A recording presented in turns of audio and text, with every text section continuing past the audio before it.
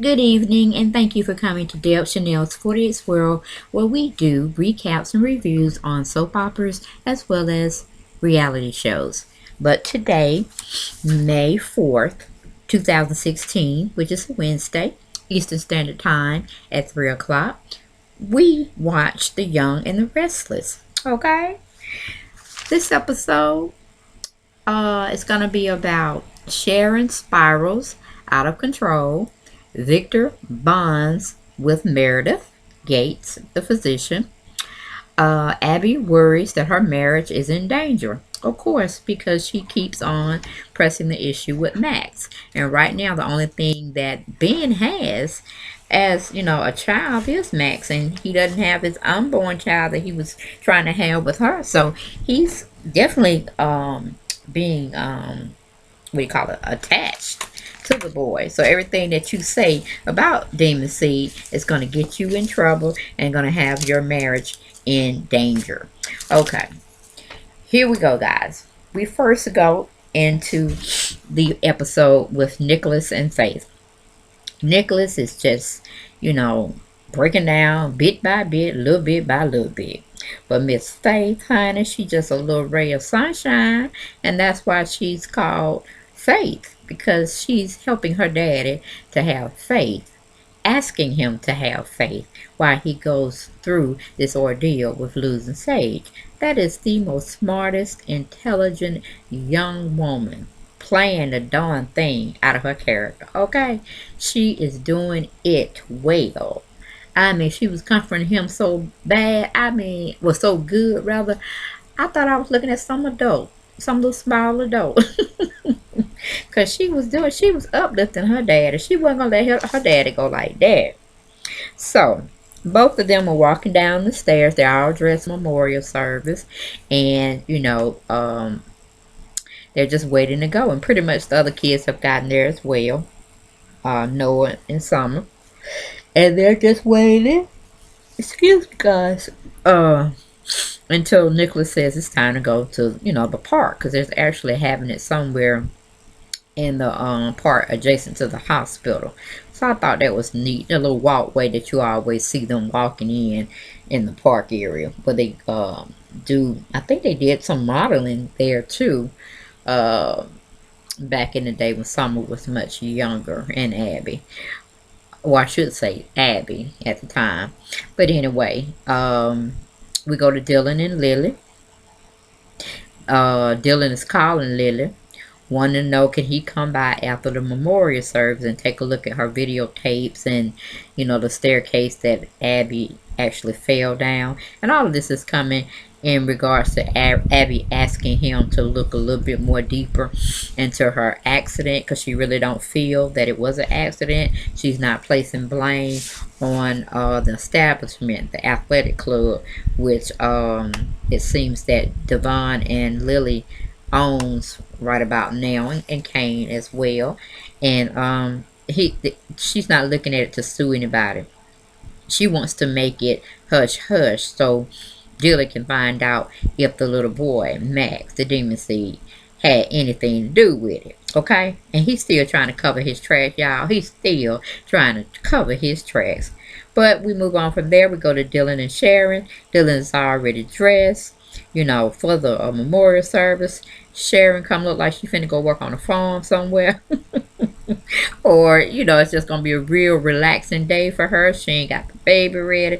None of that. He looked at her like, are you crazy? I don't know why you feel that you think you can't go to this little here memorial service. And it ain't like you had a loss. Yes, you felt for the another person dying. You have compassion and empathy for that. But my God, woman, you spent so many hours and days with this woman, and she was always over here. You mean to tell me you something wrong with you, honey? Let's just sit down and talk about this. So he gave her a little nice nasty speech. He told her to toe the line and get her shit together, because they are going to that memorial service. She definitely is. She ain't got to bring the baby, but she definitely going to pay her respects. So got her in check real good. So we go to Nick and Victoria. Nikki had stopped over to Victoria to see if she could ride with her or go with her to the event, because it seemed like it ain't too, all of it is adjacent to each other. Maybe they're just a little, a few steps away from the park. I don't know. But she came over to leave with Victoria. And of course, Victoria's like, okay, before we go, we got to get something straight. I need to know why you gave your proxy to Dad, which you knew was going to sit there and make me look bad, as well as getting me out of the seat of being CEO while Dad's locked up. And of course, she's hollering at her mom, and her mom's all shakified, and just like she want to jump out of her skin. But she pretty much just broke down and told Victoria, look at here.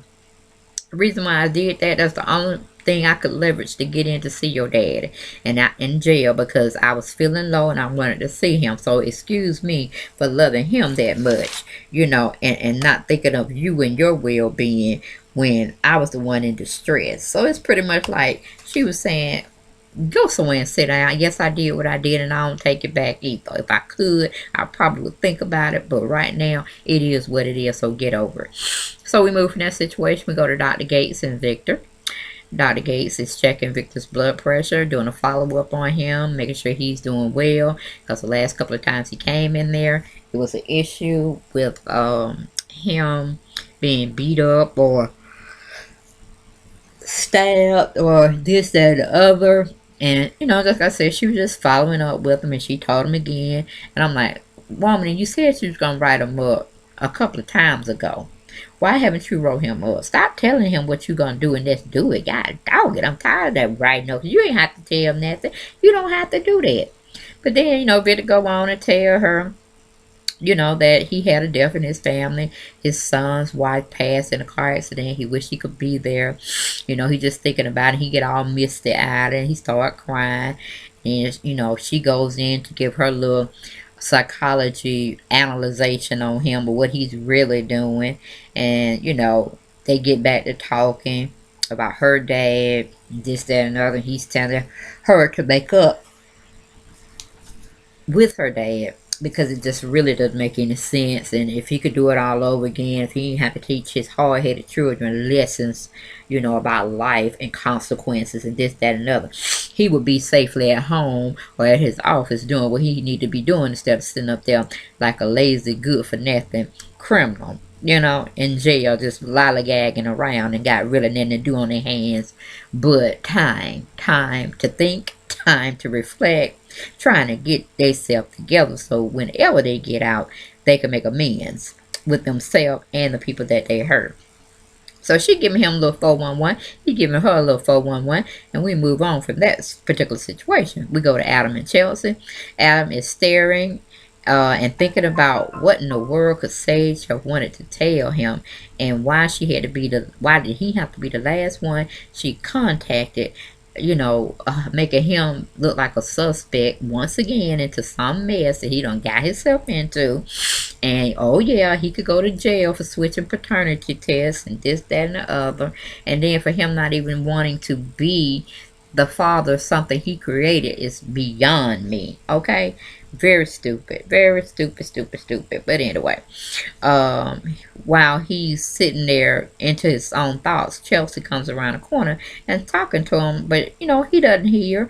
But he does, once she gets closer, he recognizes that she's there, and she knows he's going through the same dilemma that he had yesterday, overthinking and overanalyzing what in the world Sage could have wanted with him. When the doorbell rings, he asks Chelsea if she expecting anybody. She said no. So once she goes to the door, open it up, there go Michael Baldwin standing there. She asks him to come in. He comes right on in.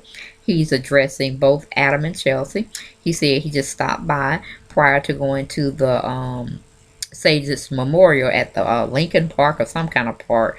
That Adam was named in her will. He is her, Michael Baldwin is her executive of the state that she has, and it's going to be a will reading, and he needs to have him there.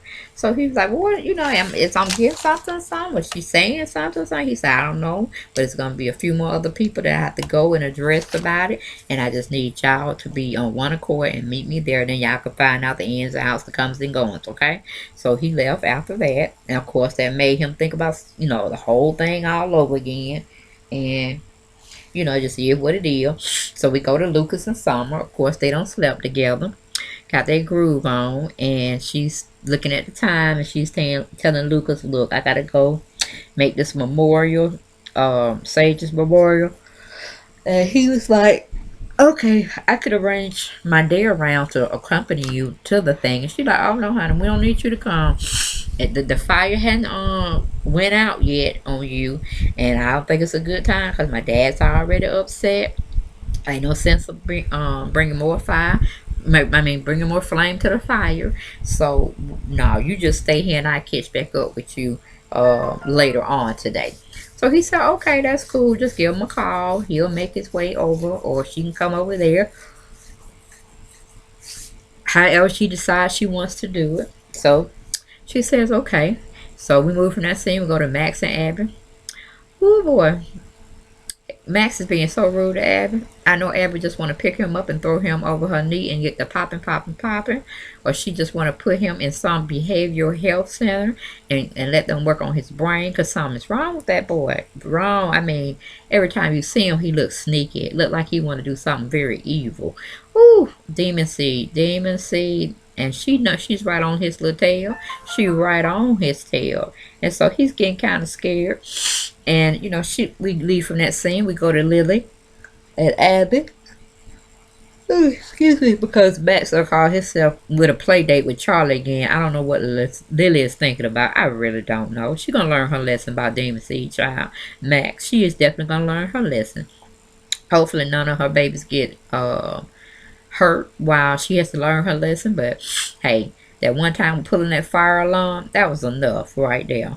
But anyway, um Lily is asking, why is Ben staying here with Max? Why is he not at home with you? What is going on? Abby go on to say, hell, I don't trust that demon child. Dylan won't believe me. He won't try to investigate it any further. He think I'm going crazy because I'm grieving over my child that I lost. Now that is true, but I really, in my gut of all my guts, my hearts of all my hearts, really feel all my tuition is pointing toward that demon seed child, that he did something. He had something organized for me to make that fall, because there's no way. I have walked in, you know, plenty of hills and never lost my distance like that. And I've been up and down these stairs, and it was nothing to really make me fall. And I know he set something up. I just feel it. And so Lily's acting like she's losing her mind. But she's trying to calm her down, but she gets mad at Lily and she walks away on out the door. But she did let her know, hey, Dylan, I know he called you, or he should be calling you. He's coming to investigate. It has nothing to do with liability on you all's part. I just think Max knows something, and I need to get through the bottom. If it wrecks my marriage, then so be it. But, you know, he took something precious from me, and I want to see him punished. So we go on from that scene. We go to Dylan and Sharon. Dylan is trying to talk Sharon into going. You know, like I said, he gave her a stern talk prior to this particular one, and he has hit home with her. He done struck the chord, and she is compliant, and she will be attending the memorial service. So we leave there. We go back to Michael, Chelsea, and Adam. He's still trying to explain to prior to leaving, he was still trying to explain to them that he can't get them no news. He said, look at here, the reading is going to be at the Newman Towers. I expect you to be there for the will of reading of her estate, and that's all I can tell you guys. So he left. It was commercial. We came back from commercial. We went to Victoria and Nikki. They still over there fussing. Still telling her daughter she was desperate. She's sorry. But it just where the cookie had failed. If she could do it all over again, possibility. But we've already went over this. We know the end result. She's just a fool for her husband, Victor. We move over there. We go back to Dr. Gates and Victor. Dr. Gates is just telling him, you know, you're the one being the the mess in your family. You need to stop it. I've seen this through my daddy and this, that, and the other. And they trying to compare each other's fathers. Well, Dr. Gates is comparing Victor to her father. And then, Victor trying to do his own analyzation on her. And this, that, and the other. We move from there. We go to Chelsea and Adam. Chelsea's trying to rationalize with Adam about the situation. She's telling him to calm down. Stop getting ahead of yourself. Adam, you're going off on the deep end. There's no need to go there. And then he interjects her and say, hey, Chelsea, I know where you're going with it. I know what you're saying. We can just be a united front together. We're just going to go to the memorial service, let have what it is, then we'll go to a reading. And if, we have to lawyer up at that point, we just have to find us a lawyer. But we just going to go on and through all this, and maybe it'll work out in our favor. I don't know. But I'm just by nature, I'm going to worry about it. So they go to commercial. We come back from the commercial. Dr. Gates is still talking to the victim. Victor saying, yes, he does miss his family. It's at times like this when you need to be with your family. You can't be with them. You can't support them emotional or anything. And then Victor start crying. I ain't never seen a man that could sit there and cry at a drop of a hat. And he don't do no sniffling or nothing. But he just a G, I tell you. He just a G. He's a GQ man, I tell you. But he was just trying to say, when you got in a situation like this, with your daughter-in-law passing, and you wanted to help your son grieve her pass, you stuck on here on these walls, and then your family put you here in these walls, and then you just don't know what to do with yourself. So he just all upset, she upset, and he mess around and tell her he wants her to go represent him at the wedding. I mean, at the funeral. And she like, Victor, that is too personal. That's something I can't do. I can't do, but I have a feeling she gonna show up at the end, and while Nicholas is getting so emotional, she gonna have to calm him down, if not give him a sedative. But anyway, that's a little further on. So we go back to Faith, Nicholas, Noah, and Summer. Both of them are all there. They're waiting to go to the memorial, and Sage is still upstairs doing something, and Nicholas is just talking to his two older kids. This is Noah and Summer, and somehow he done got Noah down to his way of thinking, and Noah done got depressed and sat on the sofa, saying, well, hell, I guess we do have a curse in the family. And then you got Summer. Honey, Summer said, I don't know what y'all talking about. Let me brighten up my sunshine. Let my little light shine. I'm gonna let it shine. Let it shine. Let it shine. Let it shine. So she all went on and gave her dad a little speech like Miss Faith done told him earlier, okay?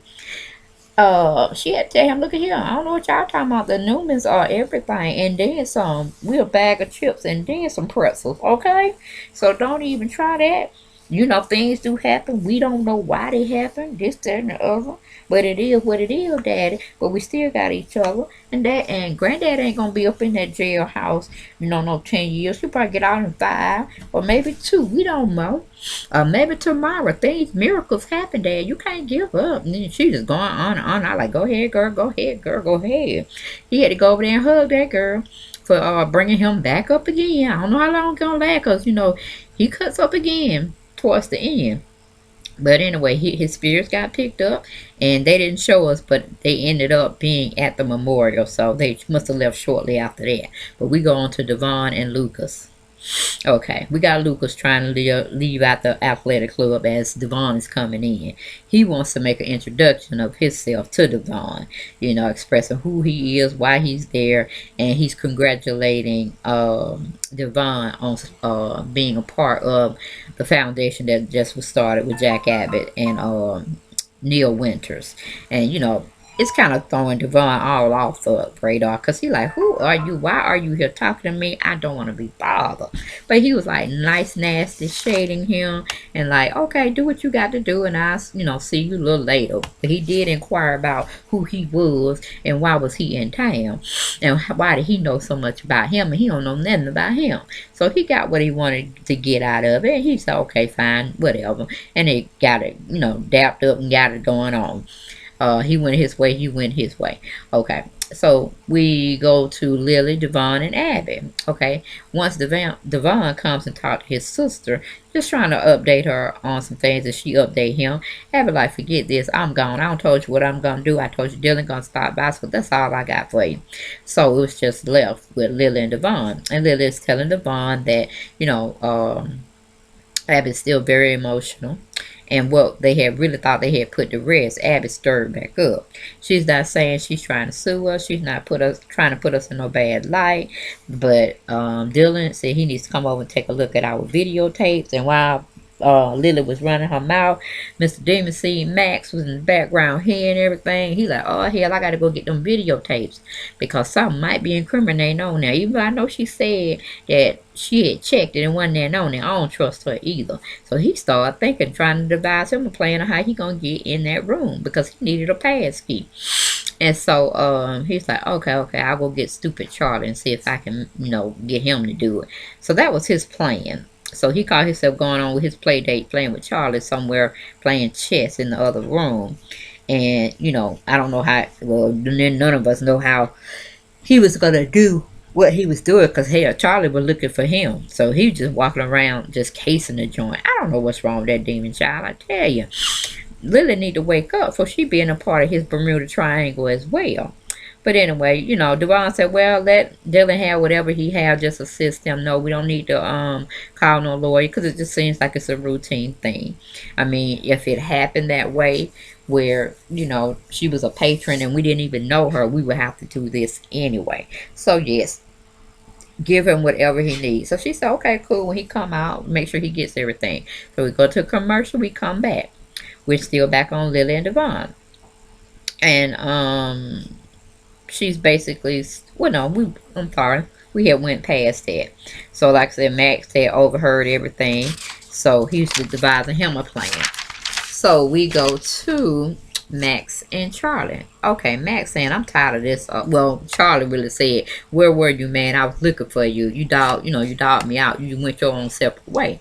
So of course, Max is way advanced than Charlie. Charlie's taught to do good all the time, but I don't know why I don't know who raising him with these morals of trusting everybody. You can't trust everybody. You try to give them the face value that they're going to be good, but, it is what it is. So, therefore, I don't know, Lily gonna have to tighten up on this brother after Charlie go to juvenile jail or somewhere. But he told Charlie that we need to play another game. Chess is boring. It's overrated. Let's play this thing called Robo Spy. So he tried to explain to little Charlie what he needed to do. And it was more so getting that master key card. Now, Charlie like, I ain't scared, I ain't no punk. Yeah, we can go do it. And his mama just tell him to don't do shit like that. But see, that's why I say he need a butt whipping. He need a butt whipping. And then he need to be put on punishment for at least 6 months. So he'll never forget to let a kid his same age walk all over him, tell him what to do. Whew, anyway. But that's because he been living a shelter life. He been living a shelter life. So that's where he comes with that. So they go and put their plan into action. So we go back to Victor and Miss Gates. No, we go to Lucas. Lucas is out in the main foyer at the athletic club, and I don't know who he's talking to. What it's supposed to be the division heads, but I'm sure it's something of a conspiracy to take over Victor's company. And Victor already got the little scheme going on. He don't trust Lucas to no farther than he can throw him, and I'm pretty sure he can throw him a little far, but it ain't far as he want to throw him. But he pretty much tells, Victoria's doing a horrible job. He can see everything crumbling, and he's asking whoever is on the phone, what should he do? And I guess they said, well, go pay Victor a visit and see what's what. So then we get to the part with Victor and Dr. Gates. That's when he goes on to ask her if she wouldn't mind. Because, he was telling her the story about his son lost his son, and that was his grandson, and that was hard. Then he done turned around and lost his wife, and he just can't be there for him, and it's just driving him crazy because a father's supposed to be there for their child, and even though they may have rough times and rough patches together, he still wanted to be there for his son. So it is what it is. he goes and asks her the ultimate favor, which I don't know why Victor think that he could order people that he don't even know around to go to the memorial service on behalf of him, since he's incarcerated and he can't do it. But I'm like, wait a minute, Victor, could you have asked somebody to see if you can get some special preparations, even if you had to go in chains or whatever? It didn't matter. If everybody know you was in jail and you don't care what people think anyway, why could you have asked for special privileges to go? You know, it ain't like you, oh, I can't take it, Victor, you too much. But anyway, they were like, we ain't finna do that. No, I can't do it. So she wasn't at the funeral as it got greeted, but I don't know if she coming like late or may go to the reception or whatever. But anyway, after those two scenes, we go to where everybody's greeted at the park, and they're coming up to Nicholas, telling him how sorry they are of Sage's passing, and he's dealing with it, you know, as best he could. And of course, we move from that scene. Max is sitting there. He done got into the main room. He done got the pass key. I don't know. They need to be looking for Charlie, because he probably done knocked him upside the head somewhere. But he has a pass key. He looking at the little digital videotape thing monitoring, and I don't know what he gonna do. I don't know, but something gets set off. Some alarm gets set off, and both of them are at the same place at the same time. But you know, what's her name? Lily's trying to drill him and stuff. Seems like Max want to go on and tell the truth, which I mean, not Max, I'm sorry. Charlie wants to tell the truth to his mom, but I don't know how it's going to transpire, because, you know, pretty much we just went on, and we don't know it until tomorrow or maybe Friday. But anyway, we go back to the memorial service. It started because the minister is pretty much ready to get it going, and he was asking, does anybody want to say something before I guess he gives the eulogy, and nobody seemed like they wanted to be first, so he asked Miss Faith if she wanted to come up, and she did a beautiful job. She really did. I think it was like 5 minute speech or whatever, but she, oh, it was lovely. I was like, am I looking at a little adult? I'm looking at a little adult. They did right by her. They raised her well. But anyway, she goes on to finish up. Then she said, well, Mama, she addresses Sharon. Do you want to come up and say something? I think it would be appropriate and beneficial if you come on up and say something now. And then, you know, Sharon trying to talk to her on low key, like, baby, don't be putting me on a spot like this. I ain't tell you I'm gonna go up and talk to nobody like that. Nah, I don't think, I really don't know her that well. I know, you know, we had our little time together, and we treat her like fam, but I don't know her like that. But, you know, we know why Sharon want to go up there. We know it. And so she's just going to try to pass the book and say, well, Adam, why don't you go up there and say something? Go on up there. You knew him more. Y'all took care of each other, this, that, and the other. So he was put on the spot, but he knew he didn't have a choice. So he went up there and said his little 5 minute speech, and then he was just saying, Nick, you know, Sage really loves you. You really had a good wife, this, that, and the other. And he sat his butt down. But then nobody else wanted to say anything, so that, you know, I guess it was like Nick need to come and say something before I get his eulogy, and then we're gonna call it a wrap. God dog, and Nicholas got up there.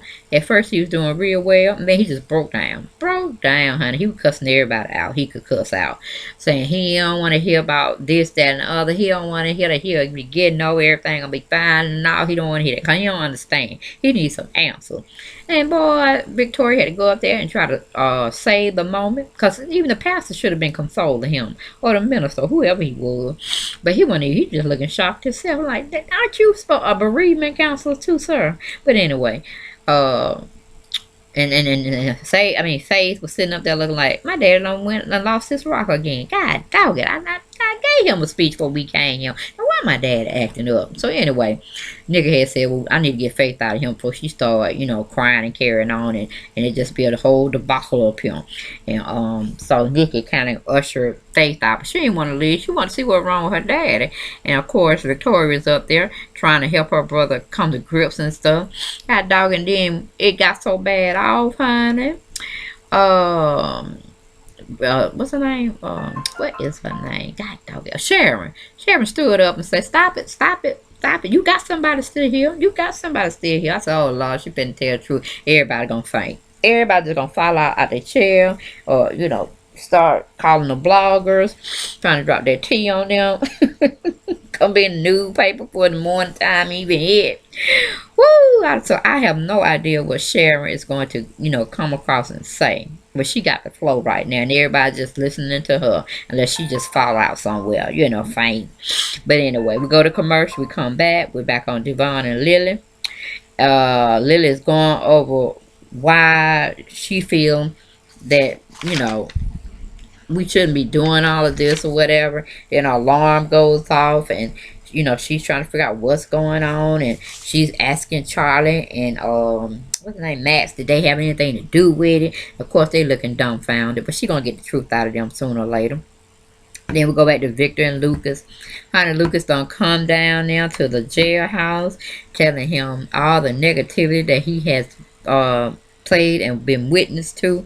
The company is just crumbling, and it's not even gonna make it a year, and he ain't even served probably 3 months yet. So it's just a hot mess, and Victor done saw through all his plan. He said, you think you gonna run my company? Well, let me tell you, the streets are talking, okay? I know who you are, what you about, and don't ever think, and this is your third time of striking out thinking you know me, because you don't know me, okay? Don't come back and see me no more. I know what you and your kind are all about. You're not going to get into my company, because just like I took my children down, and you see how bad that is, what do you think I could possibly do to you? And I wouldn't have I wouldn't care about the consequences, because you're nothing to me. So Luke is like, kind of like, what the hell is this man? I feel a little scared now. I feel a little terrified. So he hurried up and got the hell out of there. He didn't call nobody either.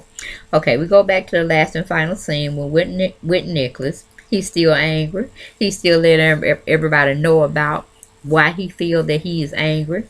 Nikki done got up, took Faith away to the side where she don't have to hear all that spewing that's going on. He said he done lost Faith. He done lost his wife, beloved wife Sage. They done lost their baby Christian, and he just hollering and carrying on. He cussing out everybody he can get his hands on. They want to say, look like they want to say something to him. Don't get me wrong, he ain't cussing like cuss word. He just getting everybody up in an uproar, so you might as well be like he cussing. And then again, like I said, that's when Sharon gets up and say her little spiel. So that was pretty much it. It was kind of, it was a memorial service, so it ain't like we wouldn't get a lot out of that, because everybody's supposed to hold their composure and uplift one another during those difficult times. But, Nicholas he just came off the hinges. And I was like, oh my goodness. And that just got Sharon so emotional and so distraught that when she could, she can't take much anyway without pulling the rug from under her. So that's pretty much where we were with that, y'all. So hopefully she'll spill some tea tomorrow. Hopefully we'll see it on Friday. I don't know, but it was challenging, and it was exciting, and it gave me my entertainment livelihood. Okay, yes it did today. All right, guys, but that was my take. My play-by-play, my blow-by-blow on The Young and the Restless that aired today, Wednesday, May 4th, 2016, Eastern Standard Time at 3 p.m. I will be back tomorrow, God willing, giving you the play-by-play and the blow-by-blow. And hopefully I have something exciting to tell you about the show. Somebody need to drop some tea now, because everything needs to come on out. What was done in the dark need to be sheltered to the light now. It needs to be ushered on in, so we can get to talking more about these stories and how these writers are just playing us for, crazy half the time. But anyway, y'all enjoy y'all night. Stay encouraged, stay blessed, and I will see you tomorrow, God willing, on Thursday, May 5th, giving you more entertaining narrative type of commentary from me to you on The Young and the Restless. Okay, take care, guys. Bye-bye.